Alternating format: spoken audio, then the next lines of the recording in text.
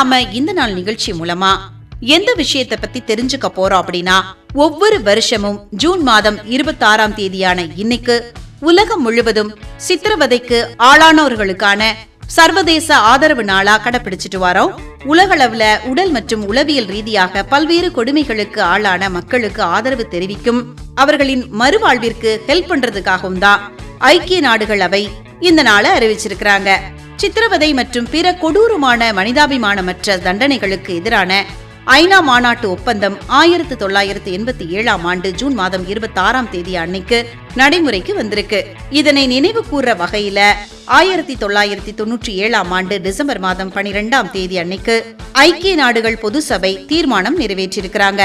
1998ஆம் ஆண்டு ஜூன் மாதம் 26ஆம் தேதி அன்று முதல் முறையாக இந்த சர்வதேச ஆதரவு நாள் உலகெங்கும் கடைபிடிக்கப்பட்டிருக்கு. இந்த நாளோட முக்கிய நோக்கங்கள் என்ன அப்படின்னா, சித்திரவதைகளால பாதிக்கப்பட்டவர்கள் அதிலிருந்து மீண்டு வந்து இயல்பு வாழ்க்கை வாழ அவர்களுக்கு தேவையான மருத்துவ மற்றும் உளவியல் உதவிகளை வழங்குறது, நேயமற்ற முறையில தனிநபர்கள் மீதோ அல்லது குழுக்கள் மீதோ திட்டமிட்டு நடத்தப்படும் வன்முறைகளுக்கு எதிராக மக்களிடம் விழிப்புணர்வை ஏற்படுத்துறதோ, உலக அளவுல மனித உரிமை மீறல்கள் மற்றும் சித்திரவதைகளை முற்றிலும் ஒழிப்பதற்கான கூட்டு முயற்சிகளை ஊக்குவிக்கிறதும் தான் இந்த நாளோட முக்கிய நோக்கமா கருதப்படுது. பாதிக்கப்பட்டவர்களின் உரிமைகளை மீட்டெடுக்கவும் அவங்களுக்கு நீதி கிடைக்கவும் இந்த நாள்ல பல்வேறு மனித உரிமை அமைப்புகள் குரல் கொடுத்துட்டு வராங்க. ஒவ்வொரு வருஷமும் ஜூன் மாதம் 26ஆம் தேதி அன்னைக்கு சித்திரவதைக்கு ஆளானவர்களுக்கான சர்வதேச ஆதரவு நாள் எதனால நம்ம அனுசரிச்சிட்டு இருக்கோம் அப்படிங்கறத பத்தி இந்த நாள் நிகழ்ச்சி மூலமா நிறைய விஷயங்களை தெரிஞ்சுக்கிட்டதுல மிக்க மகிழ்ச்சி அடைகின்றோம்.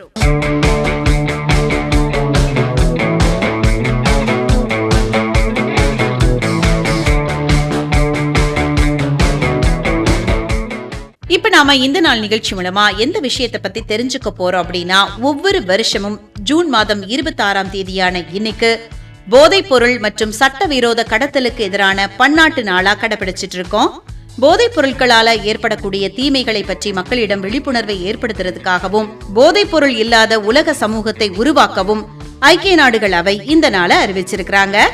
1987ஆம் ஆண்டு டிசம்பர் மாதம் 7ஆம் தேதி ஐக்கிய நாடுகள் பொது சபை இதற்கான தீர்மானத்தை நிறைவேற்றிருக்கிறாங்க. 1989ஆம் ஆண்டு ஜூன் மாதம் 26 அன்று முதல் முறையா இந்த சர்வதேச விழிப்புணர்வு நாள் உலகளவுல கடைபிடிக்கப்படுது. இந்த நாளோட முக்கிய நோக்கங்கள் என்ன அப்படின்னா, கஞ்சா, ஹெராயின், கொகைன் மற்றும் செயற்கை போதைப் பொருட்கள் மனித உடலுக்கும் மூளைக்கும் ஏற்படுத்தும் கடுமையான பாதிப்புகளை பரப்புறது, நாடுகளின் எல்லைகளை தாண்டி சட்டவிரோதமா நடக்கக்கூடிய போதைப்பொருள் வர்த்தகம் மற்றும் கடத்தல் நெட்வொர்க்குகளை ஒழிக்க கூட்டு நடவடிக்கை எடுக்கிறது, போதைக்கு அடிமையானவர்களை குற்றவாளியாக பார்க்காம அவர்களை தகுந்த சிகிச்சை மற்றும் உளவியல் ஆலோசனைகள் மூலமா மீட்டு நல்வழிப்படுத்துறது, இது எல்லாமே தான் இந்த நாளோட முக்கிய நோக்கங்களா கருதப்படுது.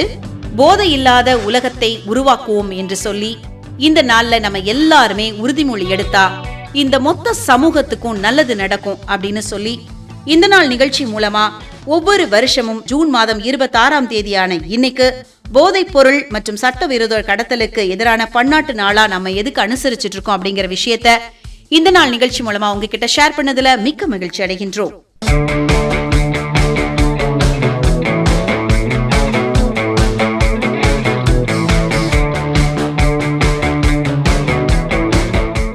இப்ப நாம இந்த நாள் நிகழ்ச்சி மூலமா இன்னைக்கு யாரு சந்தோஷமா பிறந்த நாளை கொண்டாடிட்டு இருக்காங்க அப்படிங்கறத பத்தி தெரிஞ்சுக்க போறோம். உலக புகழ்பெற்ற மலையாள திரைப்பட நடிகர் மற்றும் பாரதிய ஜனதா கட்சியை சேர்ந்த முக்கிய இந்திய அரசியல்வாதியான சுரேஷ் கோபி, அவங்க தான் இன்னைக்கு சந்தோஷமா பிறந்த நாளை கொண்டாடிட்டு இருக்காங்க. 1958 ஜூன் மாதம் 26ஆம் தேதியான இன்னைக்கு கேரள மாநிலம் கொல்கத்தால பிறந்திருக்காங்க. இந்த நாள் நிகழ்ச்சி மூலமா சுரேஷ் கோபி அவங்களுக்கு இனிய பிறந்த நாள் நல்வாழ்த்துக்களை சொல்லிக்கலாம். 2024ஆம் ஆண்டு நடந்த நாடாளுமன்ற தேர்தலில் கேரளாவின் திருச்சூர் தொகுதியில போட்டியிட்டு வெற்றி பெற்றிருக்கிறாங்க.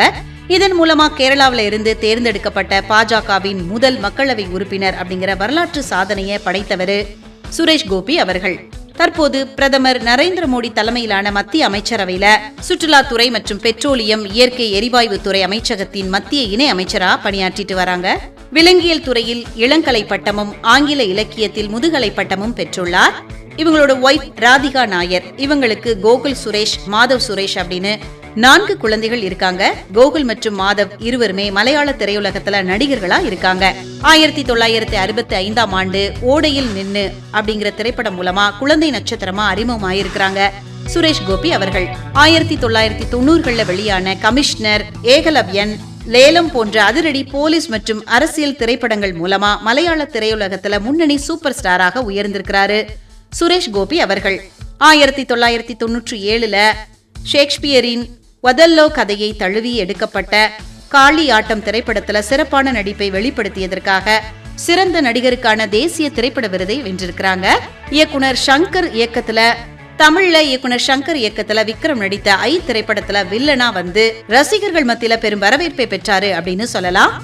ஏப்ரல் 2016 முதல் ஏப்ரல் 2022 வரை இந்திய நாடாளுமன்றத்தின் மேலவையான ராஜ்யசபாவின் நியமன உறுப்பினராக பணியாற்றியிருக்கிறாங்க. 2024 பொது தேர்தல்ல திருச்சூர் தொகுதியில போட்டியிட்டு சுமார் 74,000 வாக்குகள் வித்தியாசத்துல மாபெரும் வெற்றி கண்டிருக்கிறாரு சுரேஷ் கோபி அவர்கள். ஜூன் 2024 முதல் மத்திய இணை அமைச்சராக பொறுப்பேற்று மக்கள் நல பணிகளை மேற்கொண்டு வராங்க சுரேஷ் கோபி அவர்கள்.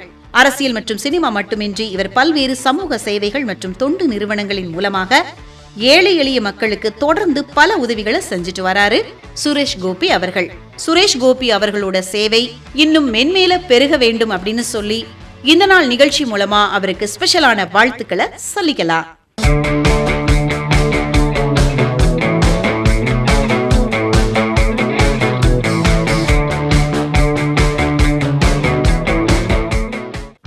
இப்ப நம்ம இந்த நாள் நிகழ்ச்சி மூலமா யார பத்தி தெரிஞ்சுக்க போறோம் அப்படின்னா, புகழ்பெற்ற கர்நாடக இசை பாடகர், இசை அமைப்பாளர் மற்றும் சிறந்த தமிழ் திரைப்பட நடிகரான எம் தண்டபாணி தேசிகர் அவங்கள பத்தி தான் தெரிஞ்சுக்க போறோம்.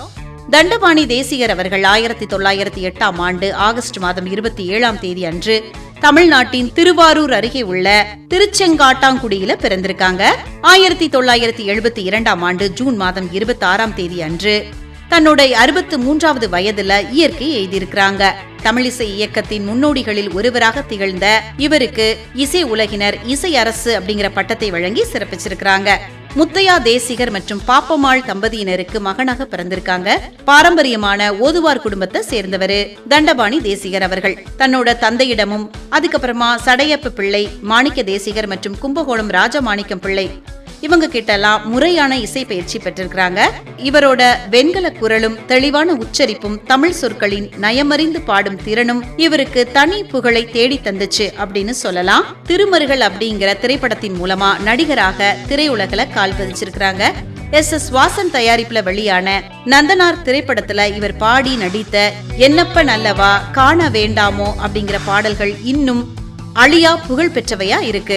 அதுக்கப்புறமா பட்டினத்தார், தாயுமானவர், மாணிக்க வாசகர் ஆகிய பக்தி திரைப்படங்கள்லயும் கதாநாயகனா நடிச்சு முத்திரை பதிச்சிருக்கிறாங்க. கர்நாடக இசை கச்சேரிகள்ல தமிழ் பாடல்களுக்கு முக்கியத்துவம் அளிக்கப்பட வேண்டும் அப்படிங்கறதுல உறுதியா இருந்திருக்கிறாரு. எந்த மேடையில பாடினாலும் முதல் பாடலை தமிழ்லேயே பாடக்கூடிய வழக்கத்தை கொண்டிருக்காங்க தண்டபாணி தேசிகர் அவர்கள். முதலா திருக்குறள் பாக்களை மட்டுமே கொண்டு முழுமையான இசை கச்சேரி நிகழ்த்திய பெருமை இவரையே சேரும்.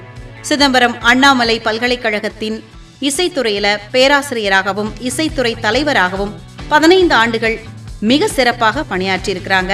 பாரதியார் பாடல்கள், தேவார பாடல்கள், திவ்ய பிரபந்தம் மற்றும் திருப்புகள் ஆகியவற்றுக்கு இசை அமைத்து பல்கலைக்கழகம் மூலமா நூல்களாக வெளியிட்டிருக்காங்க. இசை மற்றும் திரையுலகிற்கு அரும்பணியாற்றிய தண்டபாணி தேசிகர் தன்னோட 63வது வயதுல இயற்கை எழுதியிருக்கிறாங்க. புகழ்பெற்ற கர்நாடக இசை பாடகர், இசை அமைப்பாளர் மற்றும் சிறந்த தமிழ் திரைப்பட நடிகரான எம் தண்டபாணி தேசிகர் அவர்கள் பற்றின நிறைய விஷயங்களை இந்த நாள் நிகழ்ச்சி மூலமா தெரிஞ்சுக்கிட்டதுல மிக்க மகிழ்ச்சி அடைகின்றோம்.